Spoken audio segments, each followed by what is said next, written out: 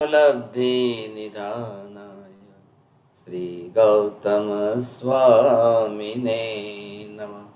श्री सुधर्म स्वामिने नमः। अज्ञानतिमिरान्धनं ज्ञानाञ्जनशलाकया नेत्रमुन्मीलितं येन तस्मै श्रीगुरवे नमः। आदि धर्मलाल आप सभी महानुभाव जी महाराज, आप सभी महानुभाव विरालियम जैन ग्लोबल क्लास में पधारे हैं। मैं आप सभी का हार्दिक स्वागत करता हूं। आज दिनांक 7 मई 2022, दिन शनिवार, क्लास श्रावक धर्म, क्लास नंबर 45। पूर्व क्लास की समरी इस प्रकार है। महाराज जी ने बताया था श्रावक जीवन अर्थात धर्मिष्ठ जीवन। जैन धर्म कोई जाति नहीं है, वो तो धर्म है। जो जैन धर्म की क्रियाओं को आचरता है वह जैन कहलाता है। जिसके जीवन में पंचाचार व्रत नियम होते हैं वह श्रावक कहलाता है। और जो ग्रंथि भेद करके आत्मा को जानता है वो श्रद्धालु श्रावक कहलाता है। फिर महाराज जी ने बताया था भगवान महावीर ने आनंद आदि दृश्य श्रावकों का उदाहरण देकर साधुओं को समझाया है। ये 10 प्रकार के श्रावक आदर्श श्रावक बताए गए हैं। बिना वैराग्य की दीक्षा नहीं होती, और जो वैराग्य होता है वो भी ज्ञान गर्वित होना चाहिए। कुमारपाल राजा के निमित्त हेमचंद आचार्य ने योग शास्त्र की रचना की थी, और उस योग शास्त्र में विवाह विधि का वर्णन है कि श्रावकों को कैसे विवाह इत्यादि करना चाहिए। फिर महाराज श्री ने हमें अंतिम में बताया था कि जितनी चिंता हमें अपने वंश को टिकाने की होती है, उतनी चिंता हमें वंश में धर्म टिकाने की होनी चाहिए। इस तरह हमने पूरी क्लास में जाना था। अब मैं महाराज श्री से निवेदन करता हूँ कि अगली क्लास प्रारंभ करें। हाँ जी, बहुत बहुत धन्यवाद। देखिए, श्रावक जीवन की बात हम कर रहे हैं, तो आपको इसमें ये भी ख्याल आ जाएगा कि श्रावक के सिर पर कितनी जिम्मेदारियां हैं। बरोबर है, एक पूरी रिस्पॉन्सिबिलिटी है। जो भी आप जैन समाज के अंदर, ठीक है, अब नाम व्यवहार हम श्रावक से कर रहे हैं, लेकिन आप गृहस्थ जीवन में हो, आप धर्मिष्ठ धर्मों के साथ में हो, तो यहाँ पर देखिए कितनी रिस्पॉन्सिबिलिटी आ रही। भगवान की जिम्मेदारी, मतलब भगवान का मंदिर है, भगवान के द्रव्य का वहीवट व्यवस्था है। अब मंदिरों की जवाबदारी है, तीर्थों की जवाबदारी है, पूरे धर्म की जवाबदारी है। धर्म चलाना, धर्म टिकाना, धर्म संभालना, धर्म बढ़ाना, कितनी बड़ी जिम्मेदारी है। शास्त्र आगम आदि को संभालना, सुरक्षित रखना आगे के भविष्य के लिए। मतलब ये नहीं कि आगम शास्त्र कोई श्रावक लिखता नहीं है कि आगम शास्त्र को श्रावक को लेना देना नहीं है, ऐसी बात नहीं। चलो भाई, हमारे तीर्थंकरों ने, देशनादि गणधरों ने लिख करके व्यवस्था की, अब वो तैयार तो है, अब उसको कैसे सुरक्षित रखना है, हजारों वर्षों तक आगे की पीढ़ियों तक पहुंचाना कैसे है, ये सब, मतलब तीर्थ भी है तो तीर्थ रक्षा भी कैसे करनी है। इधर आ गए साधु साध्वी भी आ गए, अब सारी सप्त व्यवस्था भी आ गई, सब साधर्मिक भाई बंधु भी आ गए। अब ये जो है वो थोड़ी सामाजिक व्यवस्था के अंदर आई, तो ये यहाँ पर आप देखेंगे साधर्मिक जो है, अब उसकी जिम्मेदारी भी एक श्रावक पर है। समाज की सामाजिक दृष्टि से समाज की भी जिम्मेदारी। अब इधर आ गए अपने परिवार की जिम्मेदारी, अब अपना धन व्यापार जो है अब उसकी जिम्मेदारी। अब ये सारी समस्या आप सब हर चीज को देख लीजिए, एक श्रावक के सिर पर कितनी जिम्मेदारियां हैं। यहाँ आप ये मत सोचिए अकेला श्रावक, श्रावक श्राविका दोनों साथ में ही है, ये अभिप्रेत करना है समझने के लिए। तो ये जो है एक इतनी बड़ी रिस्पॉन्सिबिलिटी जो है, तो उसके जीवन का, श्रावक का जीवन के, जिसके अंदर प्रत्येक अंग उसको स्पर्श कर रहे हैं, एक प्रत्येक बात उसके साथ जुड़ रही है साहब, ख्याल है। अब वो श्रावक स्वयं कितना सक्षम है, कितना समर्थ है, नहीं है तो उसको होना पड़ेगा। उसको अपनी सक्षमता, समर्थता, अपना सामर्थ्य इतना बढ़ाना पड़ेगा कि वो इन सब का बरोबर विचार कर सके, अपने सिर पर जिम्मेदारी ले सके। ख्याल है, क्योंकि हमने श्रद्धालु में से व्रती श्रावक बनाए, अब गृहस्थ में से वो आकर के श्रावक बनाए, तब जाकर के वो कल धर्म की या सब बातों को बरोबर समझ करके ध्यान देगा, नहीं तो नहीं देगा। ये बात भी ख्याल आ जानी चाहिए। इतनी सी बात के लिए हम विचार ना कर रहे हैं। अगर श्रावक के ऊपर नहीं है तो किसकी है, सोचिए। अब साधु साध्वी तो संसार छोड़िए, दीक्षा ले ली। अब दीक्षा लेकर निकले तो उनकी विहार व्यवस्था है, उनकी गोचरी पाने की व्यवस्था है, उनके आवास निवास की व्यवस्था है। अब उनसे धर्म श्रवण करने, समझने, सीखने की। अब स्थान, धर्म स्थान भी तो श्रावक ही बनाएगा ना।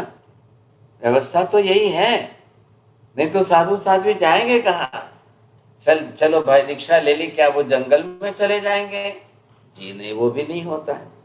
मंदिर भी निर्माण करते हैं, मंदिर निर्माण करके मंदिरों में प्रतिष्ठा आदि कराना है। फिर मंदिर उसके प्राचीन काल के हो गए तो तीर्थ क्षेत्र हो गए, तीर्थ क्षेत्रों की व्यवस्था करना है। फिर राजकीय वातावरण, सामाजिक वातावरण, ये सारे जोड़े हैं हम तो बहुत बड़ी बात हो गई। कोई राज्य व्यवस्था कोई श्रावक अपने सिर पर उठा कर तो नहीं घूम रहा है। हाँ, लेकिन जो श्रावक राजकीय क्षेत्र में भी है तो उसके साथ राजकीय व्यवस्था भी जुड़ जाएगी। वो इतनी व्यवस्था तो उसके लिए अनिवार्य हो गई। अब फिर अपने साधर्मिक बंधुओं की है, फिर समाज की है, परिवार की है, व्यापार व्यवसाय की है। अब ये सारी व्यवस्था श्रावक अपने सिर पर लेकर के अपनी तरफ से वो निभा सकता है कि नहीं, पहले ये भी तो आप देख लो साहब। तो एक श्रावक कितना सक्षम बनना चाहिए, कितना समर्थ बनना चाहिए। जैसे ये आगम शास्त्र आ गए, अब आगमों से सारा शास्त्र में से ज्ञान हमको मिल रहा है। अब नया लिटरेचर भी तैयार करना, नया लिटरेचर सब जगह पर पहुंचाना, निर्माण करना, बनाना, उसकी संरक्षा करना, कितनी बड़ी व्यवस्था है ये। बिना ज्ञान के तो धर्म नहीं बनेगा, सब चलेगा नहीं। और आज तो आप समझ रहे हो कि भाई है कितना। महावीर स्वामी को मोक्ष में गए 2548 वर्ष हुए और 21,000 वर्ष का पंचम काल का कलयुग है। ध्यान रखना भाई साहब, जब हम टाइम की कंपैरिजन, काल की व्यवस्था का अभ्यास करेंगे, उसमें भी हमको अन्य धर्मों के साथ गणना, तुलना करनी पड़ेगी। हिंदू धर्म के हिसाब से तो कलयुग समाप्त हो रहा है, उनके हिसाब से तो बात ही अलग हो रही है, वो तो और ही अलग मान रहे हैं। कालिक व्यवस्था हिंदू धर्म ने भी की है, अब वो समझेंगे हम। लेकिन जैन धर्म के पायाभूत फाउंडेशन में, बेसिक सिद्धांत में कलयुग को प्रारंभ हुए ही मात्र 2500 वर्ष बीते हैं और कलयुग, पंचम काल का कलयुग 21,000 वर्ष का है।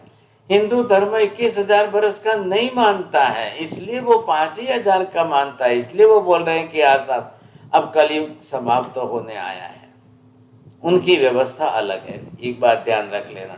लेकिन यहाँ पर हम ये बात कर रहे हैं कि this type of all the responsibilities which is on the head of the श्रावक। एक श्रावक हम बने हैं तो हमारे सिर पर कितनी बड़ी जिम्मेदारी आई है, कितनी बड़ी व्यवस्था आई हुई है। हम किसको इग्नोर करें, बताइए साहब। चौरडिया जी आप ये बोलिए, आप इसमें से किसको, किसकी उपेक्षा करो?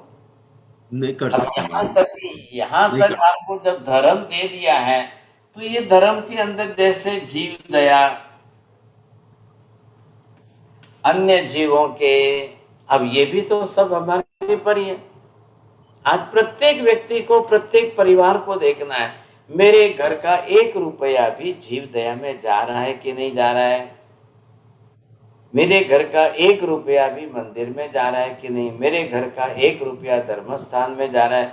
मेरे घर का 1 रुपया भी आगम शास्त्र। आप लोगों ने, जिन्होंने सुना हो तो ख्याल होगा कि सप्तक क्षेत्र व्यवस्था, 7 क्षेत्रों की व्यवस्था, मंदिर, मूर्ति, साधु, आगम शास्त्र, साधु साध्वी, श्रावक श्राविका, ये जो हमने सुना। 8वां क्षेत्र जीव दया का होता है।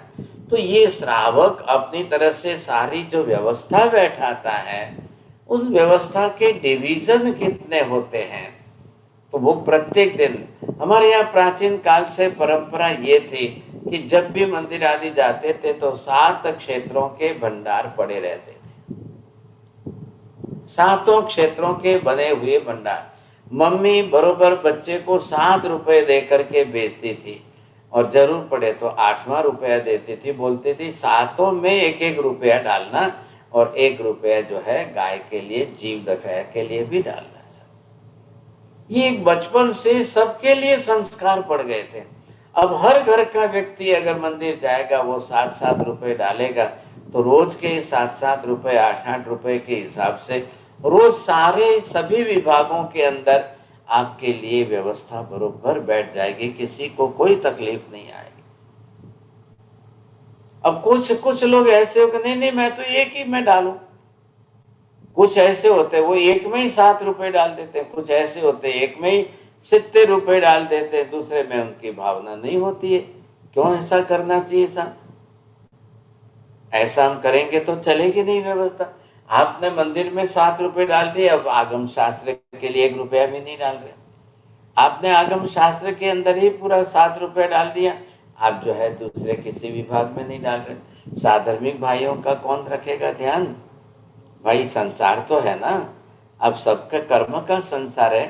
किसी का पुण्य कम है, किसी का पुण्य ज़्यादा है, किसी का शुभ पुण्य अच्छा है, किसी का कम है, तो सबका अपना अपना बैलेंस तो नहीं बनेगा ना। ऐसे कई परिवार हैं, कई परिवारों में घर, बीमारियां, रोग, तकलीफ, बच्चे, कई समस्याएं, तो उनका संसार कैसे चलेगा? तो ये भी हमारा श्रावक का ही कर्तव्य है कि वो अपनी तरफ जाकर, तो 7 क्षेत्र में साधर्मिक के लिए भी 2 गिने, श्रावक श्राविका के दोनों गिने हुए, 2 अलग से 7 क्षेत्र में गिने हुए हैं। तो व्यवस्था बरोबर होनी चाहिए साहब, एक लेवल होना है ना, एक बैलेंस बनाना है हमको। अब ये प्रत्येक घर के अंदर से प्रति व्यक्ति, आपके घर में छोड़िए जी 10 मेंबर है, 5 मेंबर है, अगर 5 मेंबर जा रहे हैं, पांचों 7-7, 8-8 रुपए डाल रहे हैं, तो आपके घर में से 35, 45, 40, 50 रुपए तो जा रहे हैं। एक व्यक्ति का 1 रुपया गिनो पर डे। जी महाराज। समाज तो बहुत बड़ा है ना, समाज जितना बड़ा है, प्रत्येक समाज के प्रत्येक व्यक्ति का प्रति व्यक्ति अगर 1-1 रुपया जाए तो कितनी बड़ी बात है। आपको शायद मालूम होगा कि नहीं, आज भी विदेशों में जहां पर पटेल समाज है, उन पटेल समाजों के अंदर ये व्यवस्था है। भाई सभी धर्मों ने, समाजों ने अपनी अपनी व्यवस्था तो बनाई है ना। स्वामीनारायण संप्रदाय वालों ने व्यवस्था बनाई, एक व्यक्ति 1 रुपया 1 दिन का, प्रति व्यक्ति 1 रुपया 1 दिन का। आप इतना तो आपको दान पुण्य समाज के लिए करना ही करना है। अब वो आप उससे जो है सारी व्यवस्था चल जाएगी सबके लिए। आप अमृतसर गए हो पंजाब के अंदर, तो वहाँ सुवर्ण मंदिर है, वहाँ उनके हिसाब से लंगर चलता है उनकी भाषा में। तो बोले जो भी आए वो वहाँ भोजन करके जाए, चाहे गवर्नर हो, चाहे बड़ा हो, चाहे छोटा हो, चाहे कोई आ जाए, तो वो उनकी भाषा में उसको लंगर बोलते हैं। दिन रात व्यवस्था चल रही है, आओ भोजन करके जाओ, आओ भोजन करके जाओ। तो उन्होंने अपनी व्यवस्था बनाई हुई है। हमको ये देखना है, हम यहाँ पर जिन शासन में, जैन शासन चल रहा है ना, एक पूर्ण संपूर्ण, इसका सबका अगर एक सामूहिक नाम देना है तो जिन शासन दे दो। तो ये अगर हमारी व्यवस्था चल रही है, आर्थिक दृष्टि से भी समाज जो है, प्रत्येक व्यक्ति आर्थिक दृष्टि से अपने धर्म को कितना सक्षम समृद्ध रख सकता है। आप संपन्न हो, आपने अपनी लक्ष्मी पैसा आपके अपने घर में लगाया, आपने अपनी लक्ष्मी अपने घर में लगाई, आपने बंगला अच्छा बनाया, आपने गाड़ियां 2 खरीद ली, आपने अपने परिवार की सारी व्यवस्था कर ली। जितनी आपकी जवाबदारी जिम्मेदारी परिवार की है, उसी के सामने आपके सिर पर संघ व्यवस्था है, धर्म व्यवस्था है, शासन व्यवस्था है। आप नाम मैंने साधु साध्वी लिख लिया, आप संघ व्यवस्था लिख दो, कोई फर्क नहीं पड़ रहा है। तो यहाँ पर जब आप ये देखेंगे कि हाँ साहब संघ व्यवस्था, अब ये आप अपनी तरह से साथ में जोड़ दीजिए, सब जगह पर ये है। अब साधु साध्वी लिख दिया तो खाली गोत्री पानी नहीं है, उनके अभ्यास ज्ञान ध्यान स्वाध्याय हर प्रत्येक बात के लिए उनकी व्यवस्था है। तो वो श्रावक समझता ही है, जानता ही है। आप जब श्रावक वंदना करते हैं तो उसके अंदर यही तो आप बोल रहे हो, स्वामी शाता छेजी, फिर आप बोल रहे हो भात पानी का आहार पानी का लाभ दे। तो आखिर उसमें उद्देश्य तो वही है ना आपका, क्योंकि भाई जैन साधु तो त्यागी तपस्वी है, उनका जीवन अलग प्रकार से। अब जैन साधु के आचार विचारों को भी प्रत्येक गृहस्थ जानता है, उसको समझ है, ज्ञान है, ख्याल है कि ऐसा जीवन है साधु साधुओं का, तो वो अपनी तरह से उनकी जिम्मेदारी समझता है। ठीक है, आप लोग कई लोग विदेशों में जो बैठे हैं उनको ख्याल नहीं आएगा, लेकिन यहाँ पर जो हिंदुस्तान में तो जो समाज में रहते हैं उनके घर साधु साध्वी आहार पानी गोत्री भिक्षा आदि के लिए आते जाते हैं, तो उनको व्यवस्थाओं का ख्याल है। तो ये जिम्मेदारी तो हुई ना। अब ये जिम्मेदारी कौन अदा करे, कैसे अदा करे? अब मान लो श्रावक के ही घर में तकलीफ है तो वो क्या करने जाएगा? ये उसी की आर्थिक स्थिति कमजोर है तो वो ये सारी सब व्यवस्था कैसे कर पाएगा? भाई पांचों अंगुली सरीखी तो नहीं होती है ना। क्या किसी का पुण्य प्रबल है, किसी का पुण्य कम है, किसी के घर में खाने के लिए 10 गुना है, किसी के घर में खाने के लिए नहीं है, किसी के घर में बच्चों को पढ़ाने के लिए नहीं है, किसी के घर में अपने परिवार के व्यवहार करने में कमी है। तो हमारी एक फर्ज होती है, सबकी अपनी अपनी सबकी फर्ज होती है, सबका कर्तव्य है। हमारे समाज में कोई भी थोड़ा सा भी कमजोर हो उसे संभालना हमारा कर्तव्य है। वो हमारे ही संघ में है, वो भी हमारे साधर्मिक बंधु है। साधर्मिक शब्द का अर्थ है समान धर्मी।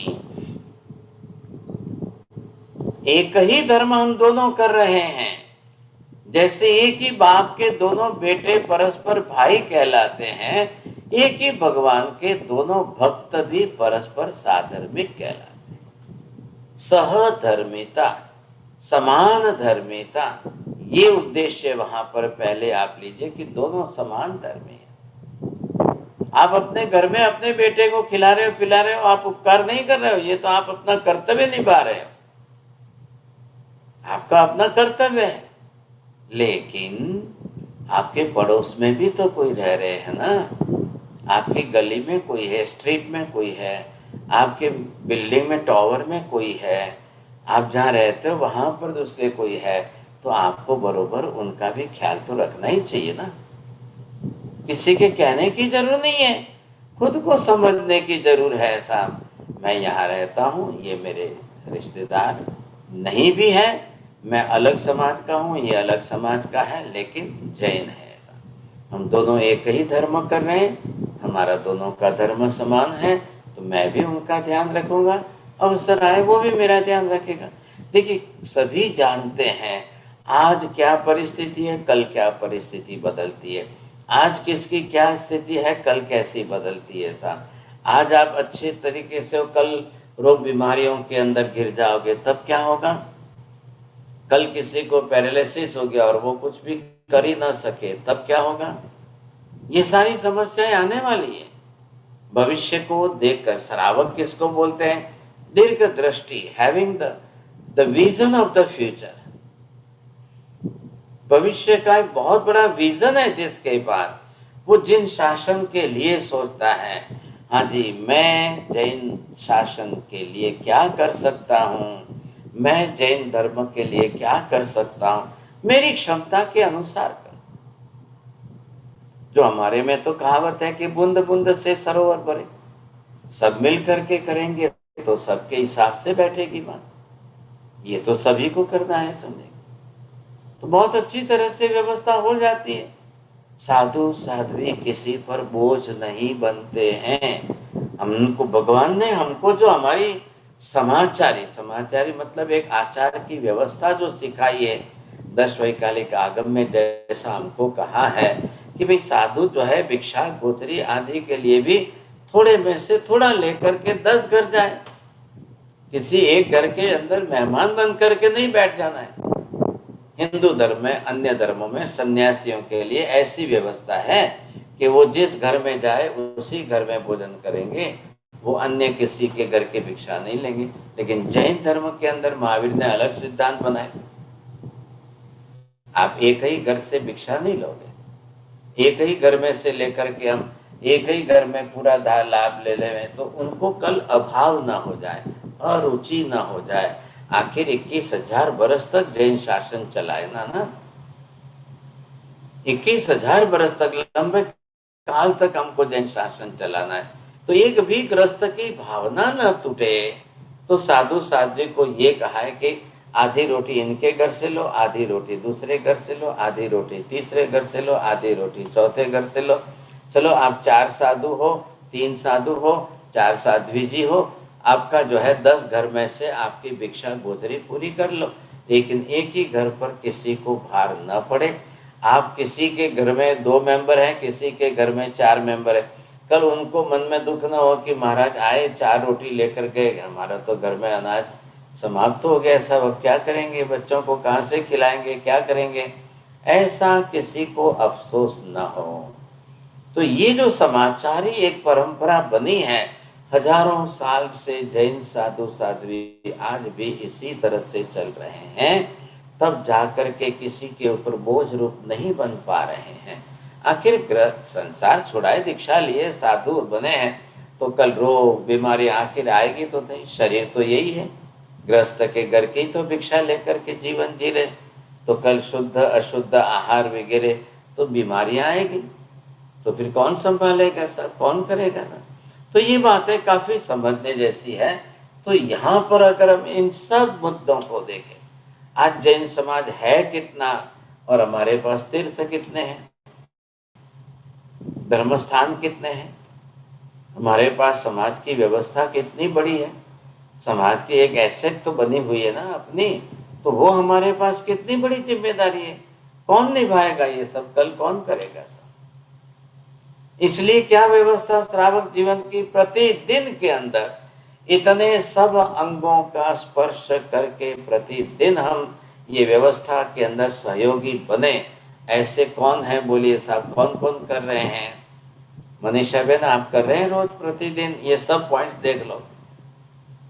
भाटिया जी आप कर रहे हो बरोबर? चलो मनीषा बेन जवाब नहीं दे रहे, भाटिया जी ने सिर हिला दिया। अब जो है कौन कर रहे हैं बोलिए? आशा बेन आप कर रहे हैं? नहीं, हर रोज तो नहीं करते, जब जाते हैं तब वहाँ कुछ कर हेल्प कर लेते हैं, लेकिन हर रोज तो दूर है हमारा जो मंदिर है, इसलिए जो नजदीक के परिवार होते हैं उसको अपने परिवार के लोग को ऐसे हेल्प करते हैं। ऐसा देखिए, अब आप क्या सुधारना कर सकते हो, जब जाते हो तब एक दिन में 7-10 दिन का साथ में करो। आप अपने घर में से रोज निकालिए, अपने घर में से रोज व्यवस्था करिए, ताकि मैं नहीं भी गई तो मेरी तरफ से 10 दिन का मैं एक साथ में एवरेज तो है तो बैठा दीजिए ना, प्रत्येक को करना है। बोलिए जी बोरा, नरेंद्र बोरा जी आप कर रहे हैं क्या व्यवस्था, कैसे कर रहे हैं? अब अपने पर पहले जिम्मेदारी समझ लो। करते हैं साहिब जी, सब बराबर करते हैं। चलो बहुत अच्छा है। मैं भी जिन शासन का एक अंग हूँ, जैन धर्म का एक घटक मैं भी हूँ, मेरी भी जिम्मेदारी इतनी है। देखो किसी के ऊपर कोई जैन शासन में कोई प्रतिबंध नहीं, कोई फोर्स नहीं, किसी को कुछ नहीं कहा गया है, लेकिन अपनी शक्ति अनुसार तो सबको करना है। ये तो मिनिमम एक बोलने चालने की व्यवहार है कि भाई चलो हमारे घर का 1 रुपया लगे, मेरे घर में 10 मेंबर है तो प्रतिदिन का ये 10 रुपया जाए। अगर सभी अगर ये नियम समझ लें प्रत्येक व्यक्ति नियम समझ ले तो क्या होगा कि किसी को 10 रुपया भारी नहीं पड़ेगा और किसी को गलत भी नहीं लगेगा, और संस्कार बन जाए, समझे कि नहीं, तो प्रतिदिन चले। आज भी आप चाहिए, मैं इधर बम्बई के अंदर भाईखला पर जो है, इधर मंदिर इधर उपासना, बीच में कबूतर खाना है कबूतरों के लिए। अब छोटे छोटे बच्चों को देखेंगे तो मम्मी उसको एक एक कटोरी में चना दे करके भेजती है। अब भी वहाँ पर अगर मान लो कि 200-500 परिवार हो, हर परिवार से कोई चना लावे, कोई मकाई लावे, कोई ज्वारी डाले, और सब आकर के पहले डालेंगे, फिर मंदिर जाएंगे, फिर दर्शन करेंगे, फिर पूजा। तो वहाँ तो कोई कबूतर भूखा रह ही नहीं सकता है। सैकड़ों कबूतर आते हैं, 1000 कबूतर आते हैं वहाँ पर, क्योंकि हर बच्चे को माँ बाप ने संस्कार डाले हुए हैं। हर बच्चे के साथ में संस्कार है। अब वो गया, उसने कबूतर को डाला, जीव दया का काम हो गया। वहां से मंदिर में गया, मंदिर में दर्शन पूजा की, वहां मम्मी ने बुलाया कि एक एक रुपया सब भंडार में डालना। मंदिर में दर्शन पूजा करके आए, बाजू में उपाश्रय स्थानक जो भी है वहां पर आए। अब गुरु महाराज को वंदना कर ली, वंदना करके गुरु महाराज को सुख शांता पूछ ली, साधु साध्वी की सेवा के लिए वो, और फिर वो आहार पाने की विनती कर लेता है। महाराज जी आज हमारे घर पधारिए, आज हमारे यहाँ भिक्षा के लिए पधारिए। तो वो साधु साध्वी को बुरा के ले जाता है। अब जो घर में मम्मी ने बनाया है, जो भी बनाया, रोटी सब्जी दाल चावल, जो बहराना है बहरा दिया सब। ख्याल है कि नहीं? ऐसा करके भी अगर जो है ये हम करते जाए तो बच्चों में संस्कार पड़ेंगे। साधु साध्वी घर आएंगे तो आपके घर में आचार विचार के संस्कार सीखने में आएंगे। हम भी विहार करते हैं, कई जगह पर हमने देखा है जहाँ साधु साध्वियों का आवागमन निरंतर है, उन घरों के संस्कार, और जहाँ साधु साध्वियों का आवागमन नहीं है वहाँ के संस्कार में आसमान जमीन का अंतर देखा है। कहाँ से आएंगे संस्कार? आएंगे कहाँ से? आचार विचार सुधरेंगे कैसे? आप सीखेंगे कहाँ से? समझेंगे कहाँ से? तो ये प्रश्न तो उपस्थित होते ही है ना, सबके लिए है। जो भी है व्यक्ति अपने अपने समाज में, सभी अपना अपना धर्म संभाल रहे हैं, सभी अपना अपना धर्म टिका रहे हैं, प्रयत्न तो सभी कर रहे हैं। तो हम जैन क्यों न करें? हमारा भी तो इतना ही कर्तव्य होता है। हाँ, ये नहीं कहा है कि आप व्यापार व्यवसाय नहीं करेंगे, नहीं, आप व्यापार व्यवसाय के लिए अपना पूरा टाइम निकालो।